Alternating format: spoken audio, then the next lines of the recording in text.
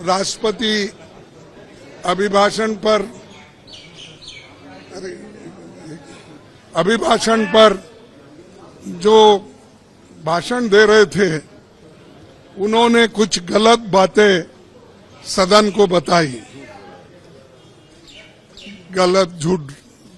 और उनकी आदत है कि झूठ बोलना, लोगों को भ्रमित करना और जो सत्य के परी जो विरोध में बात करना, ये उनकी आदत है।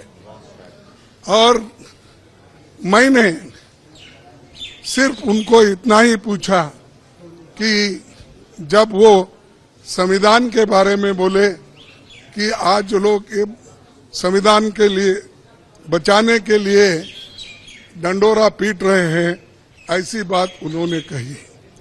तो हमने ये कहा, देखो संविधान तो आप नहीं बनाए, संविधान के आप विरोधी थे, इसीलिए मैं वो क्लैरिफाई करना चाहता हूं कि कौन संविधान के फार थे, कौन संविधान के खिलाफ थे, किसने संविधान बनाया, किसने संविधान के खिलाफ बात किया, वो मैं उनके सामने रखना चाहता था।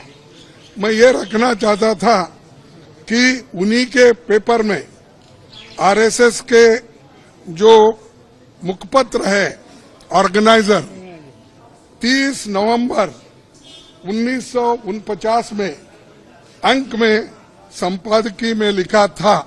यह ऑर्गेनाइजर तो ऑथेंटिक पेपर है उनका, ये उनका ऑफिशियल पेपर है। उसमें यह लिखा गया था, भारत के इस नए संविधान की सबसे बुरी बात यह है कि इसमें भारतीय कुछ भी नहीं है। प्राचीन भारत के अद्भुत संवैधानिक विकास के बारे में इसमें कोई जिक्र ही नहीं है।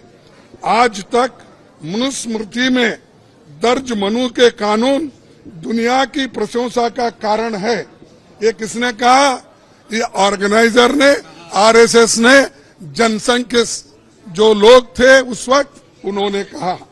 और वे स्वयं स्फूर्ति आज्ञाकारित और अनुरूपता पैदा करते हैं। हमारे संवैधानिक विशेषज्ञों ने ये बात निरर्थक है। उन्होंने ये कहा कि यहाँ तक जो कॉन्स्टिट्यूंट असेंबली के मेंबर से किए हैं ये गलत है।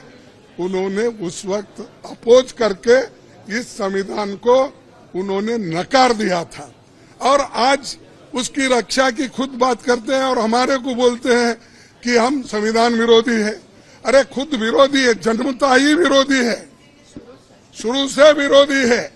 इसको जब इसका जन्म शुरू हुआ उस दिन से इन्होंने बहुत से पुतले जलाए, अंबेडकर के, नेहरू जी के पुतले जलाकर रामलीला मैदान में उन्होंने ये सब काम किया।